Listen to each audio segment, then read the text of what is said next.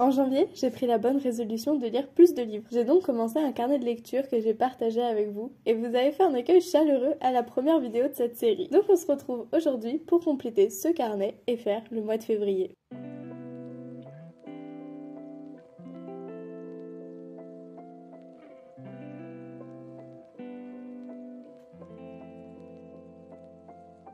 En février, comme en janvier, j'ai lu 4 livres, mais cette fois-ci 3 romans et un livre que j'ai mis dans la catégorie haute parce que je sais pas trop le classer. Donc ça nous fait un total de 1416 pages, soit 123 pages de plus qu'en janvier. Je suis plutôt contente car en plus d'avoir battu mon record, j'ai réussi à garder cette habitude de lecture, même si encore aujourd'hui j'arrive pas à lire tous les jours. Dans mon carnet ce mois-ci, j'ai créé une page spéciale pour me motiver à vider ma bibliothèque parce que j'ai plutôt tendance à acheter beaucoup de livres, à les empiler et les abandonner au profit des nouveaux que je rachète. Bref, il faut vraiment que je vide ma bibliothèque avant d'en racheter d'autres. Donc j'ai dessiné une bibliothèque sur mon carnet que j'ai appelée la bibliothèque des livres oubliés et j'ai dessiné chaque livre que j'avais dans ma bibliothèque que je n'ai pas encore lu. Donc le but c'est de colorier tous ces livres et donc de tous les lire et de vider ma bibliothèque avant d'en rajouter. Mon objectif ça serait de lire au moins un de ces livres oubliés par mois, comme ça me permettrait de vider au moins 12 livres par an et pourtant il en faudrait plus. Mais bon, c'est déjà ça de prix. Et pour me motiver encore plus, j'ai trouvé une idée géniale sur Instagram, donc si je retrouve le réel je vous le mettrai. Donc je me suis inspirée de cette vidéo et j'ai décidé d'emballer tous mes livres. J'ai demandé à ma mère de les numéroter, comme ça j'ai pas d'indice sur ce qui se cache en dessous. Et chaque mois je vais tirer au sort le numéro d'un livre que je lirai pendant le mois. Et donc à la fin de l'année, je suis sûre que j'aurai au moins lu 12 livres oubliés. Donc n'hésitez pas à me dire ce que vous pensez de cette idée dans les commentaires, je suis assez curieuse. Et puis surtout, dites-moi si vous êtes comme moi et que vous avez une bibliothèque remplie de livres que vous avez oubliés.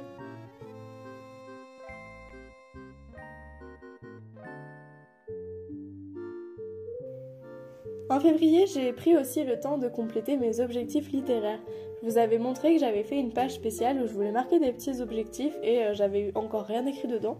Donc en février, j'ai choisi 17 objectifs que j'ai trouvés notamment parmi les défis mensuels de Pocket Jeunesse.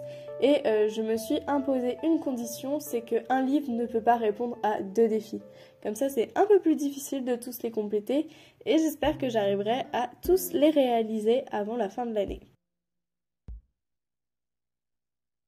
Entre janvier et février, j'ai déjà complété 4 défis.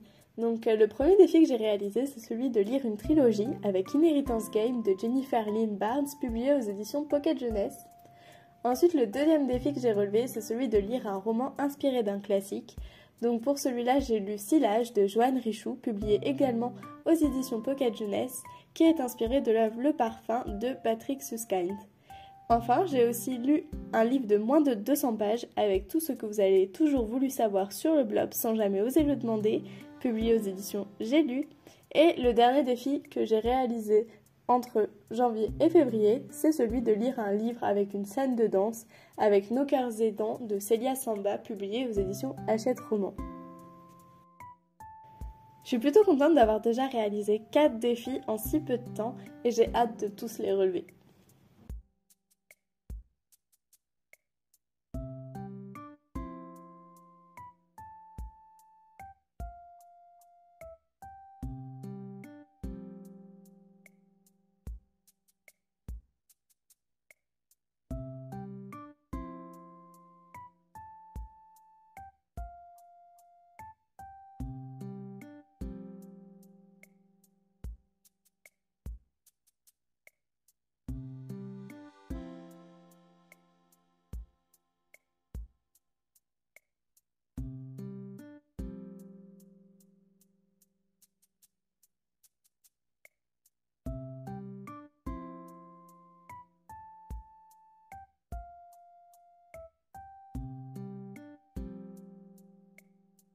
Et maintenant, on va passer à la partie la plus difficile, la page la plus dure de ce carnet, celui du classement mensuel. Ce mois-ci, j'ai choisi comme meilleure lecture ma lecture la plus longue, donc Inheritance Game, de Jennifer Lynn Barnes, publiée aux éditions Pocket Jeunesse. Encore une fois, j'ai été plongée dans cette aventure et je l'ai dévorée en 4 jours. Alors que j'ai fait exprès de pas trop le lire vite parce que je voulais en profiter, mais c'était vraiment trop dur. Ce dernier opus, il était aussi bon que les deux précédents, donc je suis pas du tout déçue et il y avait toujours autant de rebondissements. Donc je peux facilement dire que cette trilogie est la meilleure que j'ai lue depuis longtemps et je pense que c'est mon coup de cœur littéraire de cette année. Ce mois-ci, c'est Sillage de Joanne Richoux, publié aux éditions Pocket Jeunesse, qui remporte le titre de meilleure couverture du mois. Ce roman, il est inspiré du livre Le Parfum de Patrick Süskind. Et dans ce roman, on suit l'histoire de Jade, 19 ans, qui emménage à Paris pour réaliser son rêve, celui de travailler en parfumerie. La vie parisienne est bien différente de sa Bretagne natale et elles lui font découvrir un tas de nouvelles odeurs et surtout un jeune homme très lunatique sous le charme duquel elle va tomber. Dans cette vie tumultueuse, elle rencontre un grand parfumeur qui l'a choisi comme apprenti et elle devient obsédée à l'idée de créer sa propre fragrance, de posséder les effluves de ceux qu'elle croise et ce, quitte à briser tous les interdits. C'est un livre qui me laisse un sentiment assez mitigé, c'est aussi pour ça que je l'ai classé comme déception du mois.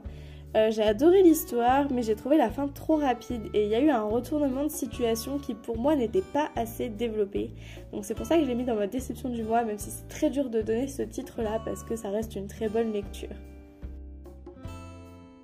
Ma lecture la plus courte de ce mois, ce fut Connaissance illimitée de Mohamed Bouclé. Donc c'est un livre qui traite de lecture rapide et d'autres techniques de mémorisation pour développer au maximum son potentiel.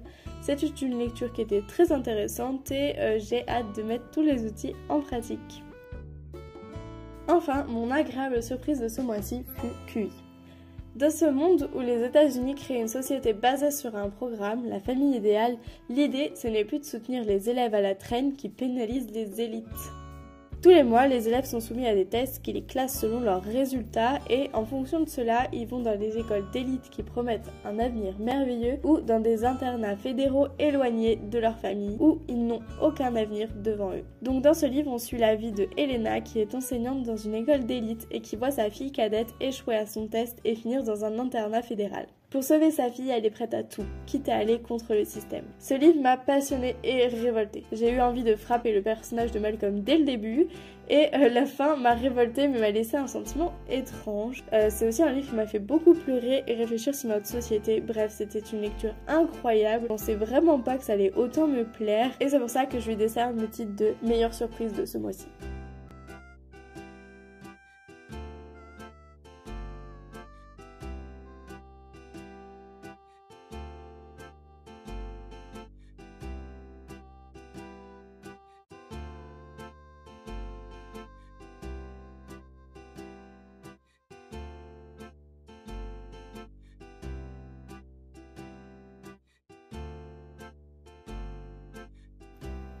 Et voilà, c'est tout pour cette nouvelle vidéo. J'espère qu'elle vous aura plu et j'ai hâte de vous retrouver le mois prochain pour partager nos prochaines lectures. N'hésitez pas à liker et partager cette vidéo si elle vous a plu. J'ai hâte de lire vos avis et vos lectures du mois dans les commentaires. Et je vous dis à très bientôt pour une prochaine vidéo et je vous fais des bisous.